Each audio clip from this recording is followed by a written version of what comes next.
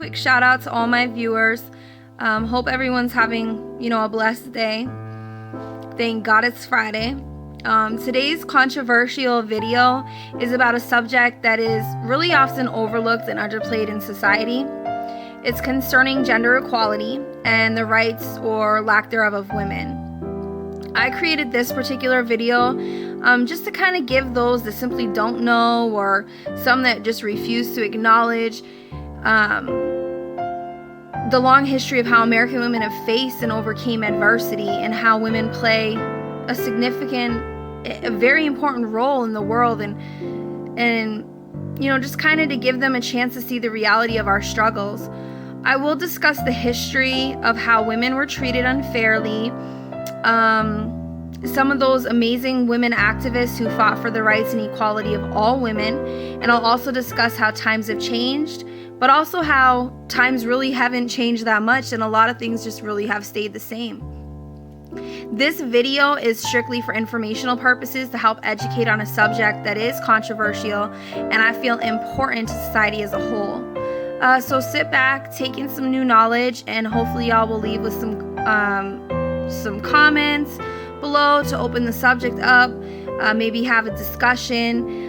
Don't forget to like my video. This is my first official YouTube video. I'm going to be posting a lot more on different subjects, not just, of course, gender equality, racism, Asian difference, sexual preference, the death penalty, criminology, all types of different controversial issues that I feel is important to discuss and just kind of opinionate on. So again, like my video, subscribe to my channel. There'll be a lot more coming up, and again, I hope you like it. So here goes. Women's rights, gender equality. There is no specific date or turn of events. There isn't one isolated incident to go back in history and discuss.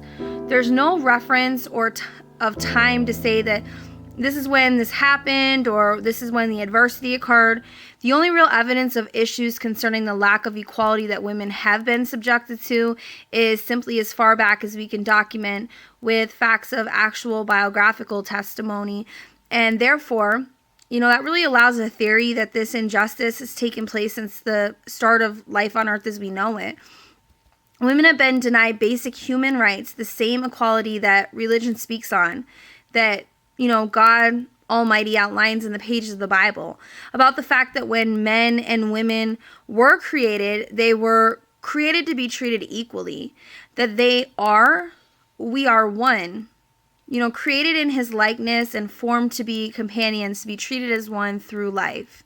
Unfortunately, somewhere along the line, someone or a group of someone decided different and felt that women should be treated as sub-superior beings, and did so for hundreds of years, until women took a stand and changed the way women were and are viewed in this world ran by men. It's unbelievable to think that less than 100 years ago, women were subjected to injustices such as the inability to work, and even more so recently, to fair wages and equal pay, to educate themselves, to serve in the military, public office, or even vote, tactics to ensure the male population domination, to own property, enter into legal contracts, and have the simple human rights in issues of marriage and parenting. Also among the many rights denied to women were things as simple as physical integrity, the ability to reign over their own bodies, and the ability to make decisions concerning preferences and dislikes.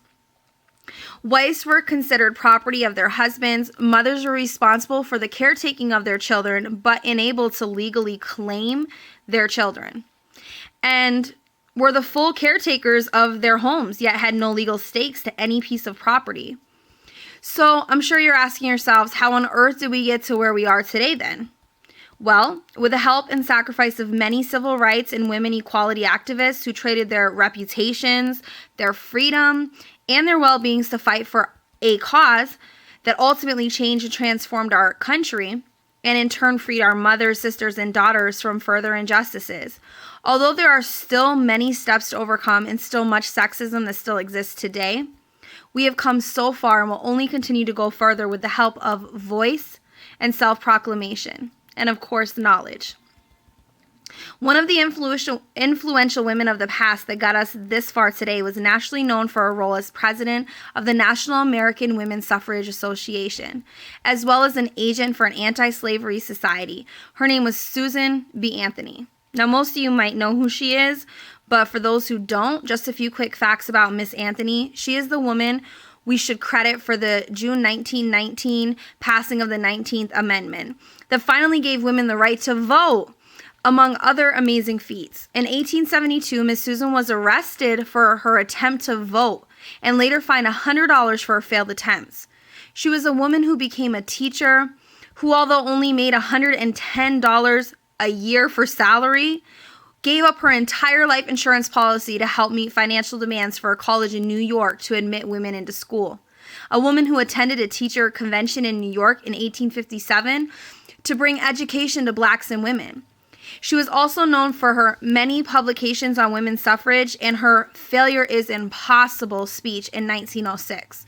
Susan B. Anthony helped pave the way for other women activists in our history like Isabella Bumfrey, to most known as Sojourner Truth, who also was an equal rights activist who saw equality for women and for black people, as Sojourner was born as a slave herself.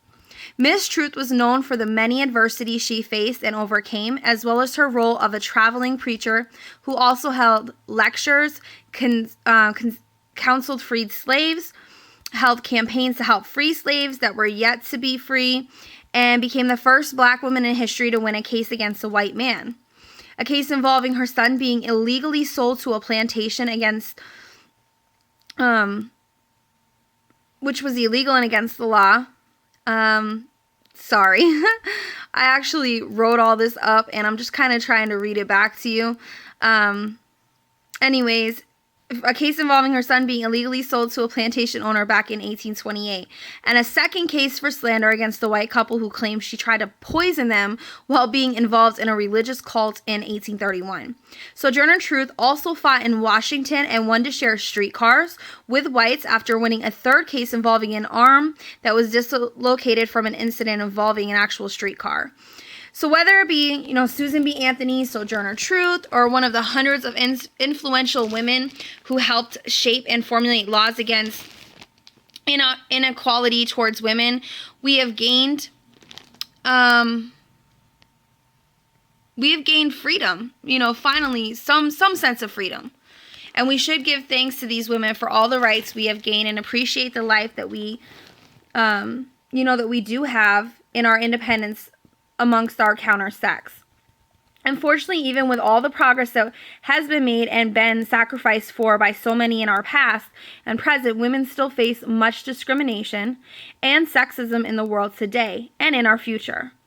Just a few facts as to what we still face in the job industry, in the media, and in our home lives. Did you know that the median earnings for women in 2005 was a merely $90,000 for women versus $162,500 for men? That in 2010, merely 5 years ago, women still only earned 77% of men's wages? That the top of industry and government faces still remain male? That women make up approximately 7 out of 150 elected heads of state and only 11 of 192 heads of government? Again, another way to keep women from politics. Did you know that of 500 of the largest corporations in the United States, only 23 have a female chief executive? That's a measly 4.6%. That only 17.2% of ministerial posts are made up of women, meaning men control not just the job force industry and the government, but they control religion and how it's delivered as well. Today, women still face sexual harassment in the workforce, and to those that are pregnant or have children, often are passed upon promotions or even worse, refused hire to begin with. Not to mention the fact that women are publicly criticized for breastfeeding in public. Who cares? Women are statistically more affected by gender-based violence, sexual assault, unwanted pregnancy, domestic abuse, and limited access to contraception. Every 9 out of 10 victims of sexual assault are women. In 1968, only 48 years ago, women gained freedom from coerced sterilization, thankfully. and have since been allowed legal and safe abortions, the right to have birth control. I mean, this was 48 years ago, and we had no rights to our own bodies. Since there have been efforts to protect American women from female genital mutilation, however, it's still prevalent in other countries today. Adversity that society tells us women no longer face, yet an estimated 80% of all work inside the home and childcare is, of course, performed by a woman. Also, I have to touch on a few examples of how women are affected mentally and emotionally by this inequality. To name a few, offensive jokes that target women as barefoot and pregnant, negative connotations that encourage our children to be raised thinking that women are only good enough to raise babies and cook and clean up after their spouse. Sexual discrimination that give men the encouragement to disrespect women and treat them like sex objects by the encouragement of catcalling, media language calling women sluts, whores, and bitches. Double standards of men who sleep around versus women who are crucified for doing the same. The inappropriate touching, sexual harassment on job sites. The assumptions that women who are beautiful to the eye are stupid and lacking intellectual knowledge. That women are to be sexy and attractive at all times, but cannot be too flirty or is considered a whore. That kind of thinking attributes to why so many little girls grow up with low self-esteem and the inability to financially take care of themselves. All of these injustices exist today, and it takes women fighting for their rights and men fighting for women's equality to undo these prejudices. Men versus women. Did you know that in 2009, there were 158.6 million women versus 151.4 million men in the U.S.? And in 2013, the population between sexes greatly increased to 4 million women versus 2 million men. So how is it that there are so many women in this country that we outnumber men who run this country by half and still are treated as less than still by so many Americans? The Bible is clear about gender equality. God created us to be equal. The law suggests that we govern as so. And yet we still treat our daughters, sisters, and mothers as sub-inferior beings versus the equal as one people that God intended us to be and that the world requires to fully function. I end this video with a few more educational facts to help show why it is so important for all Americans, all humans, to be created equal and to be treated as so.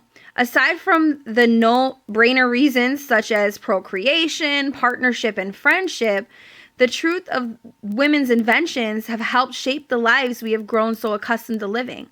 So here's just a few of the many inventions women, strong, educated, independent women have created that I'm sure a lot of you thought men did.